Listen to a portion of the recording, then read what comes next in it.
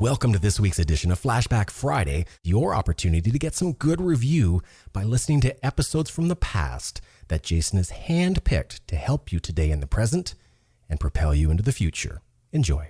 I've known Jason for about 10 years now, and his company does amazing things for their clients. I found his knowledge on real estate unsurpassed. He's straightforward, honest about his approach, and gives you the information you need without any BS. He's the real deal. I highly endorse him.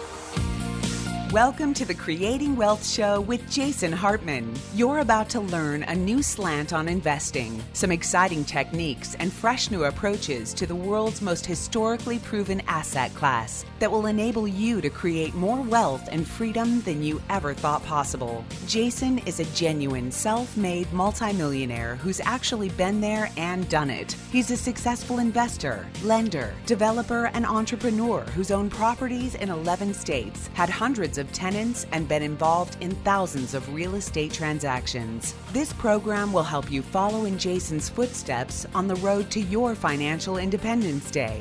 You really can do it. And now, here's your host, Jason Hartman, with the complete solution for real estate investors. Welcome to episode 1279, 1279, and you know what that means. Tomorrow is a 10th episode show and a speaker announcement at the same time. Yes, tomorrow our 10th episode guest will be a speaker at our upcoming Profits in Paradise event in Orlando, Florida. We look forward to seeing you there. That should be exciting. Well, it will definitely be exciting.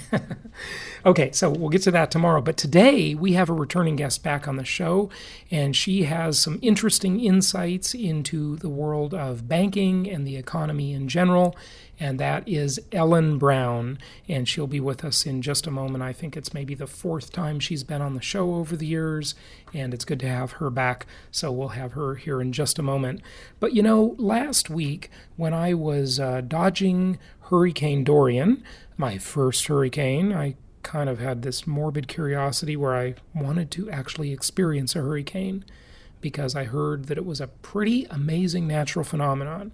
But Florida lucked out, so we were spared, obviously, and not so much the case for our friends in the Bahamas. Terrible tragedy, what's happened there, and I'm sure you all saw it by now. Please consider making a donation and helping out, because that is just unbelievable what happened there. I mean, that hurricane just sat over that island and just devastated it. I don't know if you've seen the pictures from the air. I talked about it last week on the show, but really tragic. While I was dodging Hurricane Dorian, I was staying in a couple different hotels in Tampa, Florida, and trying to decide what to do. And whenever I'm in a hotel, it seems like I pick up a good old-fashioned, and I must say, missed newspaper. Maybe a couple of them. They always have the Wall Street Journal and USA Today. USA Today, of course, is like a newspaper for, well, not very literate people, but it's really easy to read, and it has definitely got an agenda. Wall Street Journal, I think, much more credible. But nonetheless, you know, interesting articles. So USA Today, on the cover of the money section, article says, workers sue over 401k plans. More lawsuits focus on fees and investment options.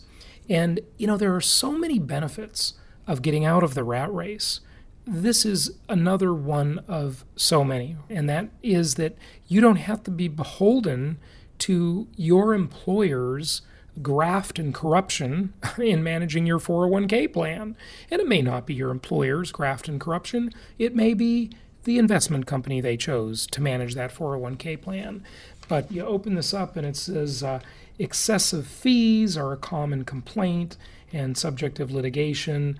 Index target date funds mitigate some of these concerns. Investors' interest must come first. Oh, really? What a concept.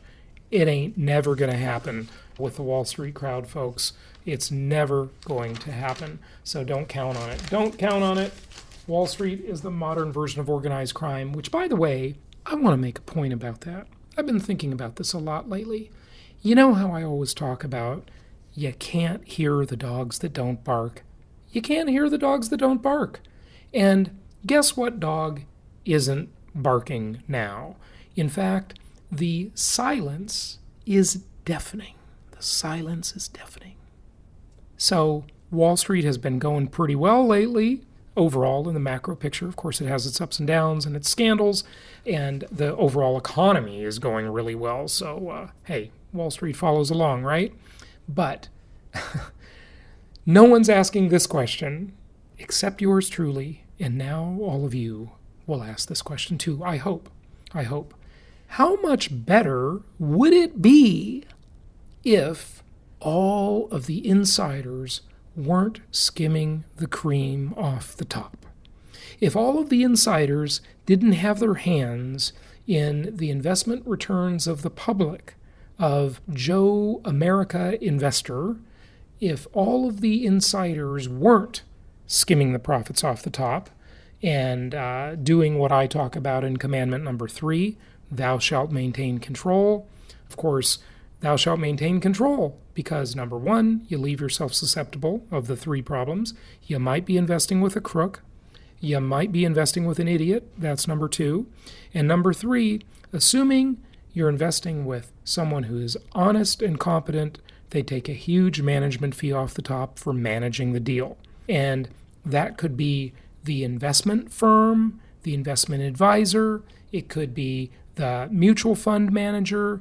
If it's not any type of fund, it's just the graft and corruption of the C-suite and the board of directors, the CEOs, the COOs, and by the way, the Enron guy is back in the game. He's out of prison. Yeah, he's out of prison. His sentence was shortened, so now he's back in business and raising money again.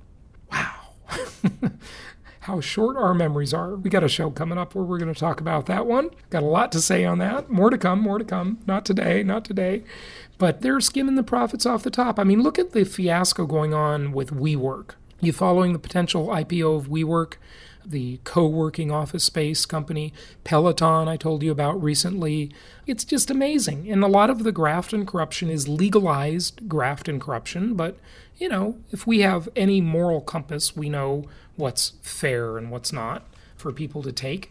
So imagine how much better it would be. How much better would the returns be of Johnny Public? What do they say? John Q. Public, right?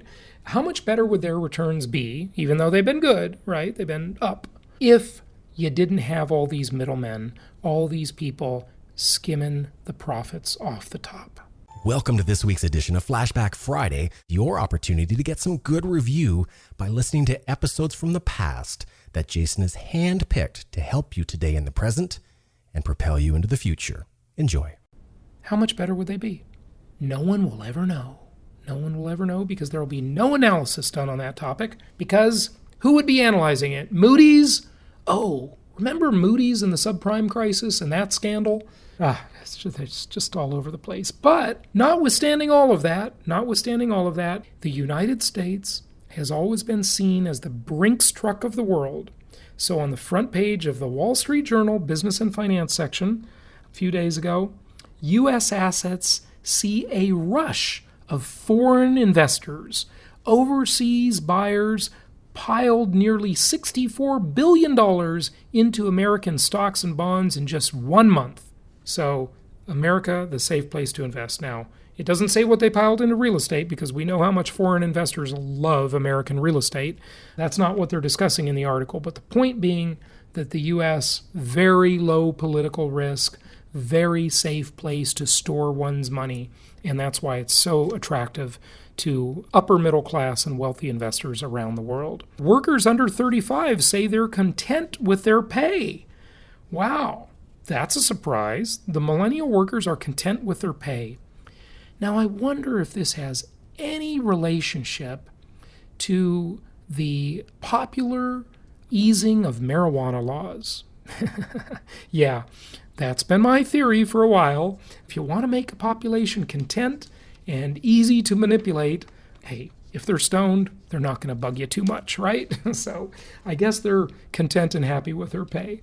Not saying it's correlation or causation, but I think there is some linkage there, especially the under 35 workers in Colorado and Washington State, and now California, my former home state, and all the other states that have legalized or have very lax marijuana laws. Because, hey, those stoners, they're just kind of happy and content. Okay, Best Buy, on page 2, Best Buy warns of tariff impact. They say that there could be an 8% decline in retailers' share price following a quarterly report on the trade war. But what they don't tell you, because you can't hear the dogs that don't bark, no one talks about what's happening for workers. Well, workers are getting paid a lot more money, and they're content, clearly, and jobs are coming back to the good old US of A, but you hardly hear anything about this in the media. All you hear about is, the evils of the trade war. Trump is so evil. His policies are so stupid. I don't know. I think history is going to say something much different than the mainstream or lamestream media is telling us. But, I'll tell you, there are definitely some bad news in the economy. This is going to be really harsh when the self-driving autonomous trucks come. You turn the page again and it says, trucker shutdowns grow as shipping market cools. Now remember, the shipping market, whether it be container shipping at sea or trucking, is a good indicator of what's going on with the economy, at least in terms of the Adams economy. Remember, there are two economies, right? There's the Wall Street economy and the Main Street economy, but there's two other types of economies too. There's the Adams economy, yes, material that you can knock on, right? Goods, right? But then there's services. Now, services don't need to be moved around by container ships and trucks and tankers. They are easily transportable through modern communication technologies. But the goods, very serious and significant sign of the economy when you see trucking and shipping concerns.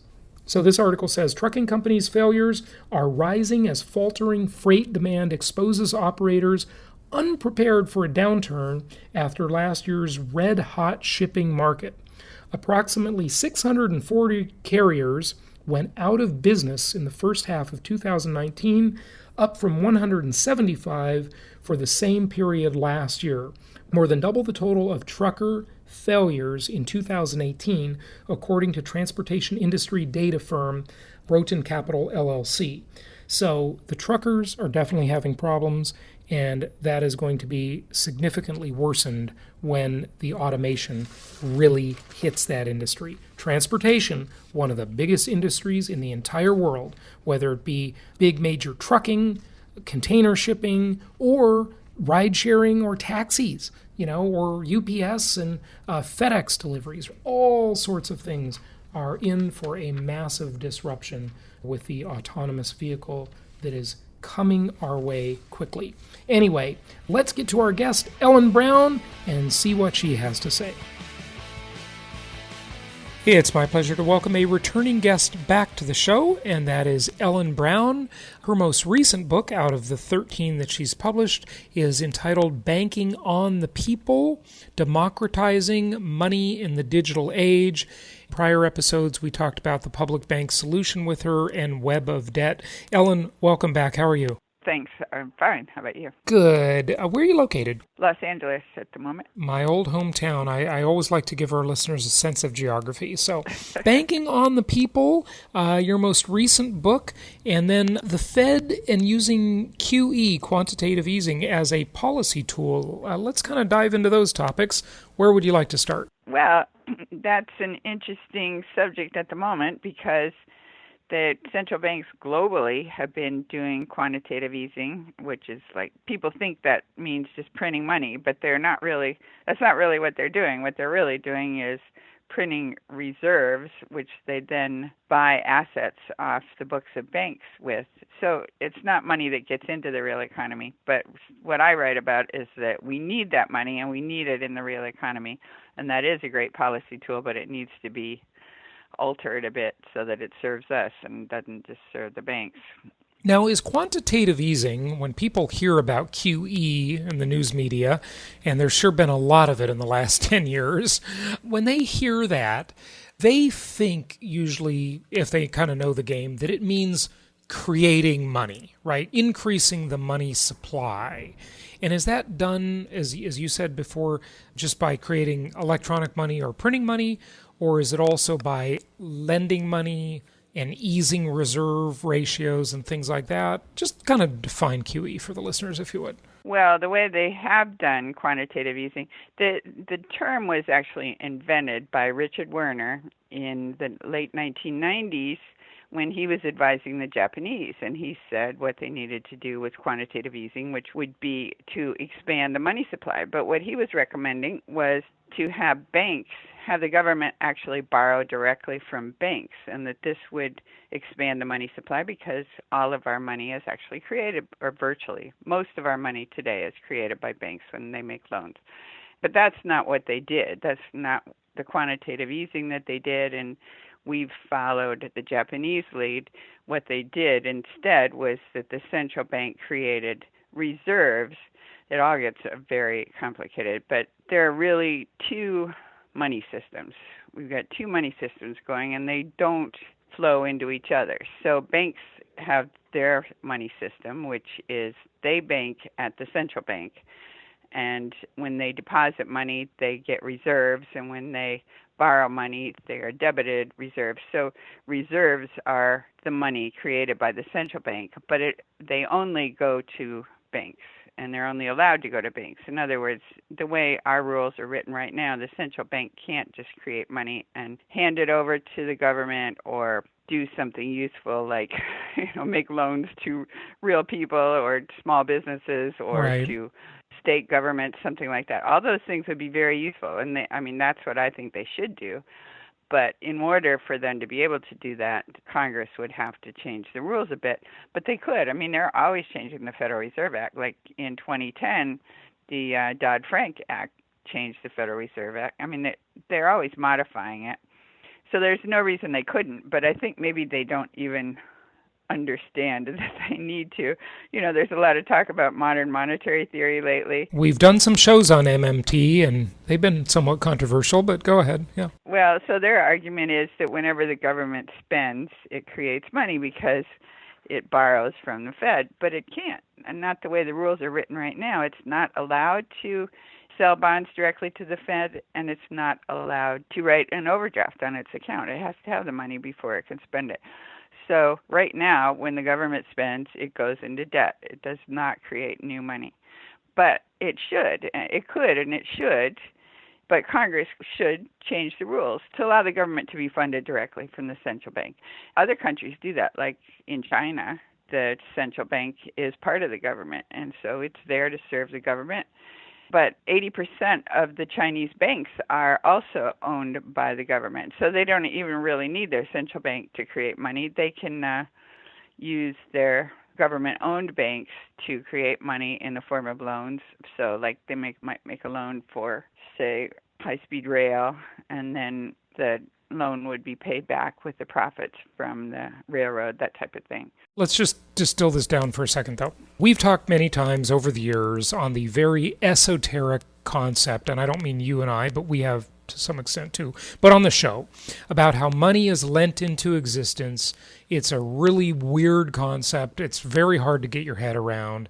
But ultimately, when you do, that's money creation, right? Mm-hmm. By the way, when was that term QE or quantitative easing? When was it created? You talked about who created it and how it was originally used. I think it was 1998. That was Richard Werner. Richard Werner. Okay, so came up with a term. It was actually a Japanese translation, and that's why it's such a weird term. It was a translation for something else. Right. So 98. So about 21 years ago from now.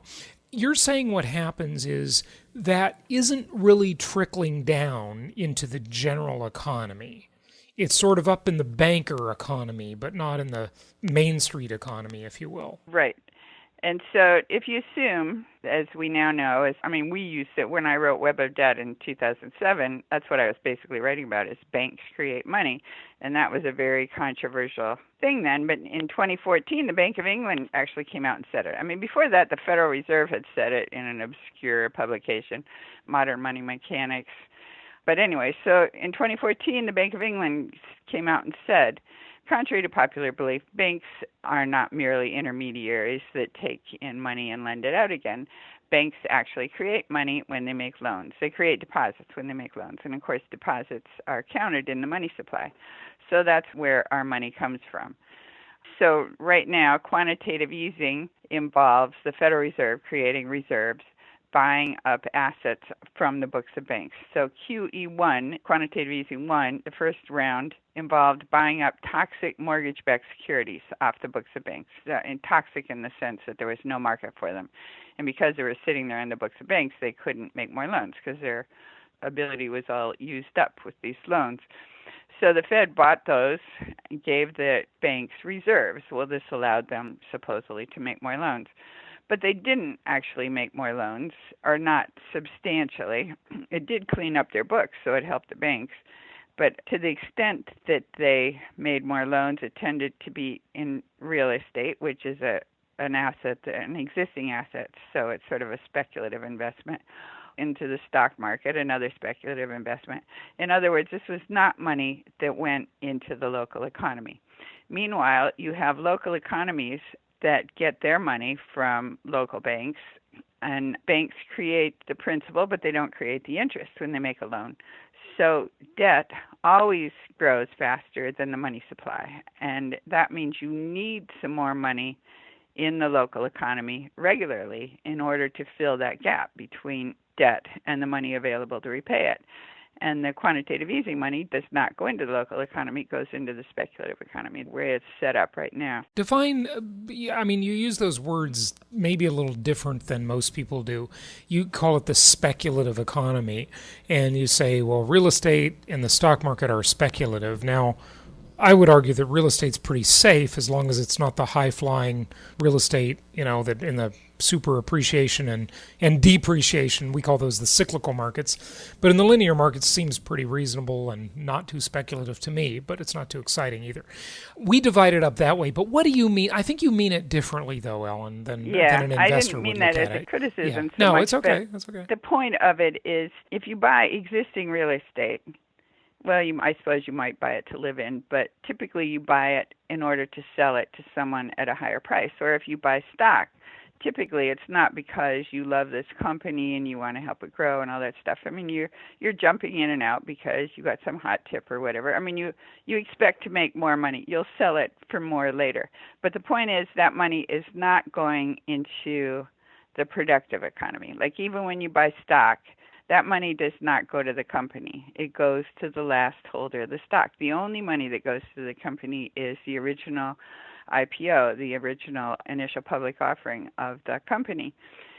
So that's all right. I mean, I don't think there's anything wrong with that. It's just that money is not going back to the debtors who are the consumer market. And if the consumers don't have money to spend because they're all borrowed up, you need to keep borrowing going in order to have new money in the system that can fund new productivity, all the new money that you need for trade. But there's no money being created in the productive local consumer, local small business type economy because everybody's all borrowed up. The businesses are in debt. The people are in debt. Right now, debt levels everywhere are higher than they've ever been. So they're not inclined to take out more loans, or they may be paying down old loans. So you've got, every time they pay down an old loan, and when you say they, who are you talking about? Well, you're talking about individuals, debtors, institutions, or banks? Yeah, like small business type companies, not your big international because they're doing fine. But small business loans are hard to come by these days. They tend to be doing like credit card debt. It's which, by the way, is totally ridiculous, and it shouldn't be that way, but it's all that stimulus is being captured by the bigwigs. Exactly. It's not trickling down to Main Street. So you've got basically two economies. Yeah, I know. You've got the bigwig economy, and then your local economy is starving for liquidity. Yeah, right. I agree. So QE is not going into the local economy, which is where it's needed in order to clean up individuals' books so that they can pay off their debts and therefore go out and spend some more. But we could change the model for QE. Now that we know that the Fed can do that, I mean, it was shocking when they did it. It was kind of like when Roosevelt took the dollar off the gold standard and everybody said, that can't be done. But he did it, and it actually worked. Or when Lincoln, just printed the money to fund the North's participation in the Civil War and build the Transcontinental Railroad, etc., people said that couldn't be done, but it was done. And when the Fed did QE in 2008, people said, can they do that? But there was nobody to stop them. And it was actually, the Fed was the only institution that could do anything then because they were declared themselves independent. Right. Okay, so Ellen, tie this in for investors a little bit and for just everybody in the broader economy. I mean, the big question is always what's coming? Inflation, deflation, stagnation. What can we expect? What does this mean to all of us? Okay, well, quantitative easing is definitely coming. I mean, the Fed tried to do quantitative tightening. The theory when they did quantitative easing was that this was an emergency measure, and when the heat was off, that they could reverse it all. So Jerome Powell was attempting to, it was before him that Ben Bernanke and then Jerome Powell, they were doing quantitative tightening. So they were selling bonds back into the market, and they were raising interest rates, supposedly to tighten the money supply. And that clearly didn't work. It did tighten the money supply, which meant that the stock market collapsed last fall. Right. You didn't mention Janet Yellen there, interestingly. I don't know why you didn't mention Janet Yellen there. Sorry. Yeah, right. You skipped one, right? You went from Bernanke to Powell. We skipped Janet Yellen. But that's okay. Janet Yellen and then Powell. What's interesting about this, Ellen, is that it seems like the economy it's tender in that every time the Fed, and everybody uses the gun metaphor, like reloading the gun, right? You got to raise rates, you got to tighten so that you have ammunition for the next down cycle. And you can use it, and then you can loosen and bring things back a little bit, revive the economy. But it seems like they just can't really pull that off. They try it, and then we see signs of this tenderness to where you just can't tighten, right? Is that an accurate? No, that's not an accurate perception in your eyes. What do you mean? That's true. You can't okay, tighten. it is true. Yeah, well, okay. You're agreeing with me. Yeah. Okay. As Max Kaiser says, you can't reverse a Ponzi scheme. It is a Ponzi scheme because you always need more money. Debt always grows faster than the money supply. Debt grows exponentially, and productivity grows linearly. So you need some extra money out there, and you're always going to need extra money out there.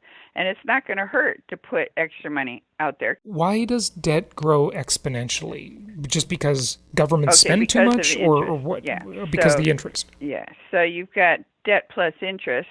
The debt creates like X amount of dollars, but you've got X plus interest owed back. So where's the extra going to come from? You've got to take out more debt. So that means you're going to have debt growing on debt, growing on debt. That's the only way to pay it back because that's the only source of money in the system except the Federal Reserve creating pennies, and even those are borrowed into existence. A term that not many people use anymore, but it's kind of from the old days when we used to use paper checks. People would engage in this illegal activity called kiting. Right. It's basically like kiting, right? Where they go around and that's back, people used to do this when checks took so long to clear, right? When it took a week or two for a check to clear, people would pay their debt with a bad check that they knew was bad, but then they would move the money around from account to account. And eventually, like a Ponzi scheme, because that basically is a form of a Ponzi scheme, it catches up with you, right? And you can't pay it that way. And so that's what's happening, right? If the GDP grew fast enough, you could pay the debt, but now we're at a point where that is almost impossible, right? I mean, I don't want to say it's not possible because there could be some incredible technological breakthrough that could rescue us, but it'd have to be pretty exponential. I think we could have a monetary breakthrough, which is recognize that we need more money in the system all the time. And you could do that, for example, I think the best idea is a national dividend. You pay it out every month. So people with debt, you could make it required that they use that money to pay down their debt. In other words, it would just go automatically into their bank account. And if they had debts on their accounts, it would just go right to the debt. And 80% of the population is in debt is carrying debt right now. So most of that money would go to pay down debt, which means it would disappear. That money would disappear, but so would the debt, because money is created as a debt and it's extinguished when you pay debts off. And then the other 20% of people that didn't carry debt, they probably wouldn't put it into the consumer market either. They'd probably put it in the speculative market, because what I'm calling the speculative money, but the other economy, because they don't need the money. They don't need it for consumer goods. They've already got their paycheck to pay for their daily needs. So if they got a little extra, they'd put it in the stock market, or whatever they do, put it in bonds or something, whatever they do with their savings, they'd save it. Mm-hmm. So it wouldn't go into the local economy either. But to the extent that any of this new money did go into the local economy, it's needed in order to fill that gap between debt and the money available to repay it. Yeah. And the money's not available because all money is created as a debt, and the interest is not created in the original debt. That's one reason. And the other reason is that people don't spend all their money back into the economy. They save it. So all that money that was created as a debt and gets saved is not going back to pay into the local consumer economy to pay down debt. Yeah, okay. So back to the question of what it means to us and what we should do, how we should think about our investment portfolios. And we've got the trade war going on, which is, for that reason, it seems to me we're probably headed towards some really rocky, difficult times. But central banks are talking now. I saw that the head of the Bank of England was saying that what we need globally, internationally, is something on the nature of Libra, like a digital currency. Yeah. We don't need Facebook to run it. I trust them less than the Federal Reserve. No, it would be a public Libra run by the central banks. Well, of course, nobody trusts the central banks, but we trust them more than we trust Libra. I trust them a lot more than I trust Mark Zuckerberg, I'll tell you that. Or Facebook, yeah. So anyway, they're talking about all kinds of ways to fix the system. And it seems to me that the central bankers do need to get together, and they could fix the system. And what they need to do is do some quantitative easing that actually gets into the real economy. That would fix the system. You can make the numbers work, but we're just short of money. That's the problem right now. There's more debt than there is money. So put some extra money out there. And people think that would be inflationary, but it wouldn't, because if that money goes to pay down debt, it just extinguishes the debt. What we need is a debt jubilee. That's what they did 5,000 years ago in ancient Sumeria. Yep. And they kept that going for 2,000 years. And the reason they kept it going was they kept writing off debt. And that's what the Chinese do. They write off debt, and that's why their system works so well for them. But how can having a jubilee be fair or beneficial? Who would write the debt off? Someone gets hurt if they don't get paid back. That's why the equivalent today in ancient Sumeria, it was the government that the debt was owed to, so they could easily write off debt. And in China, it's the government the debt is owed to, or China owns the banks. The government owns the banks, so they can write off debt on their own state-owned banks. But today, I would argue with that, but go ahead. Yeah. Is to put more money out there. In other words, rather than hurting the creditors, you pay the creditors. But you get the money to pay the creditors from the central bank. Right, but that means inflation. So ultimately, everybody pays for it. But it doesn't. That's what I'm saying. Why doesn't it? Because debt is, when you pay down debt, the money is extinguished. It goes to zero. So that's not going to add money to the money supply. All it's going to do is remove debt from the money supply. It would be such an uneven system, because you're rewarding the people who got in the most debt. Okay, so you give everyone $1 million. So you give everyone $1 million. So those people that have $1,000 a month. That's the proposal. Okay, so $12,000 a year you give everybody. It's like a living wage concept, a universal basic income. Okay, so you give everyone $1,000 a month, and I mean, if their debts are higher than that, tough luck, right? Okay, so fine, but the $1,000 a month. But that money has to be created, and it trickles through the system, and it seems like that ultimately you can't get something for nothing. I don't know why. I mean, you must be a fan of MMT, I'm guessing, right? Well, I would be, except that they say that all the government has to do is spend and money will be created, which is not true. It won't be created. I agree. We should create new money, but that's not the way to do it. You're going to have to change some laws if you want the government to create money. Okay. But I'm just saying that the $1,000 a month, 80% of the population carries debt. So let's assume that they all have $1,000 of debt a month. That's probably an exaggeration, but anyway, assume they did. Then that $1,000 would go right into their bank account, and it would pay off the debt. So it would go to zero. It would not add money to the money supply. The money supply would stay the same, but the debt would go to zero.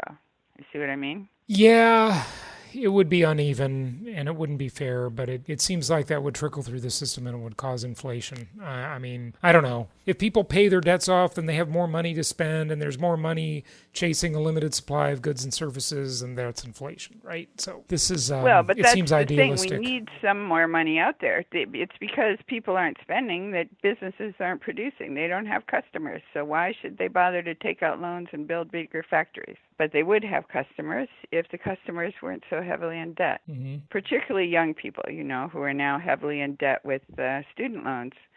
Therefore, they can't buy houses, they can't buy furniture, they, don't buy new cars, etc. They're living at home with their parents. In the old days, in the 60s, when I grew up, people had money for, it was easy to buy a house. You could just get right out of college and buy a house and get a job and decent wage and, have all those things paid for. I agree. It's a totally different world today. It really is. Give out your website and tell people where to find you and all of your books. EllenBrown.com is my blog. My books are available on Amazon, and my latest book is called Banking on the People. Excellent. Ellen Brown, thanks for joining us again. Okay, thank you. Great talking to you. Thank you so much for listening. Please be sure to subscribe so that you don't miss any episodes. Be sure to check out the show's specific website and our general website, hartmanmedia.com, for appropriate disclaimers and terms of service. Remember that guest opinions are their own, and if you require specific legal or tax advice or advice in any other specialized area, please consult an appropriate professional. And we also very much appreciate you reviewing the show. Please go to iTunes or Stitcher Radio or whatever platform you're using and write a review for the show. We would very much appreciate that. And be sure to make it official and subscribe so you do not miss any episodes. We look forward to seeing you on the next episode.